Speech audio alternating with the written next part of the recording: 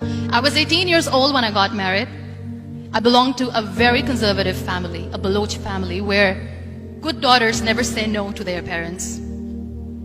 My father wanted me to get married, and all I said was, if that makes you happy, I'll say yes. And of course, it was never a happy marriage. Just about after 2 years of getting married, about 9 years ago, I met a car accident. Somehow my husband fell asleep and the car fell in the ditch. He managed to jump out, saved himself. I'm happy for him. But I stayed inside the car and I sustained a lot of injuries. The list is a bit long. Don't get scared. I'm perfectly fine now. Radius ulna of my right arm were fractured. The wrist was fractured. Shoulder bone and collarbone were fractured. My whole rib cage got fractured. And because of the rib cage injury, lungs and liver were badly injured. I couldn't breathe. I lost urinary bowel control. That's why I have to wear the bag wherever I go. But that injury that changed me and my life completely as a person and my perception towards living my life was the spine injury. 3 vertebrae of my backbone were completely crushed and I got paralyzed for the rest of my life. So this accident took place in a far-flung area in the outskirts of a very small province, Balochistan, where there was no first aid, no hospital, no ambulance. I was in the middle of nowhere in that toppled car. Many people came to rescue. They gave me CPR. They dragged me out of the car. And while they were dragging me out, I got the complete transection of my spinal cord. I finally ended up in a hospital where I stayed for 2.5 months. I underwent multiple surgeries. Doctors have put a lot of titanium in my arm. There's a lot of titanium at my back to fix my back. That's why people in Pakistan call me the Iron Lady of Pakistan.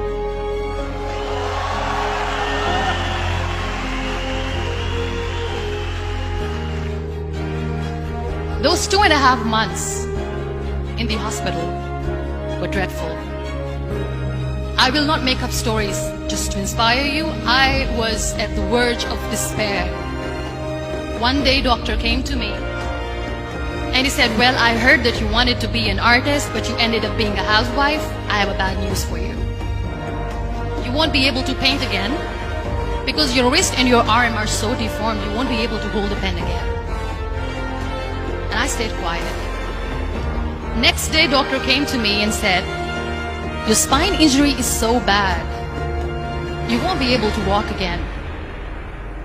I took a deep breath and I said, it's all right. The very next day, doctor came to me and said, because of your spine injury and the fixation that you have in your back, you won't be able to give birth to a child again. That day, I was devastated. I still remember, I asked my mother, why me? And that is where I started to question my existence. Why am I even alive? What's the point of living? I cannot walk, I cannot paint, fine, I cannot be a mother. And we have this thing in our heads, being women, that we are incomplete without having children. I am going to be an incomplete woman for the rest of my life. What's the point? So my mother said to me, this too shall pass. God has a greater plan for you. I don't know what it is, but He surely has.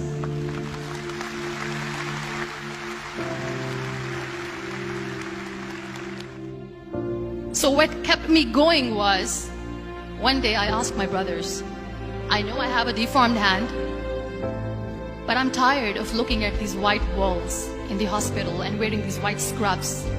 I'm getting tired of this. I want to add more colors to my life. I want to do something. Bring me some colors. Bring me some small canvas. I want to paint. So the very first painting I made was on my deathbed, where I painted for the very first time. there were a lot of infections in my body, a lot of allergies. So doctors wanted me to lie down on the bed straight for not 6 months, for not 1 year, for 2 years. I was bedridden, confined in that one room, looking outside the window, listening to the birds chirping, and thinking maybe there will be a time when we'll be going out with the family and enjoying the nature. That was the time where I realized how lucky people are, but they don't realize. And you know how it all began? That day I decided that I'm going to fight my fears. We all have fears. Fear of unknown, fear of known, fear of losing people, fear of losing health, money. We want to excel in career, we want to become famous, we want to get money. We are scared all the time. So I wrote down one by one all those fears. And I decided that I'm going to overcome these fears one at a time. Do you know what was my biggest fear? Divorce. It didn't work. But the day I decided that this is nothing but my fear, I liberated myself by setting him free. And I made myself emotionally so strong that the day I got the news that he is getting married, I sent him a text that I'm so happy for you and I wish you all the best. And he knows that I pray for him today.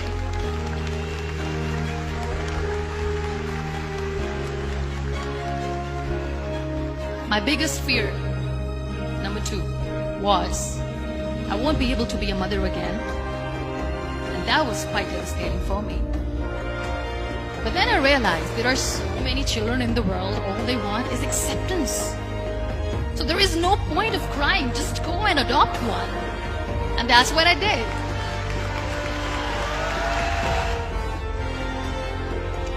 So when you accept yourself the way you are, the world recognizes you.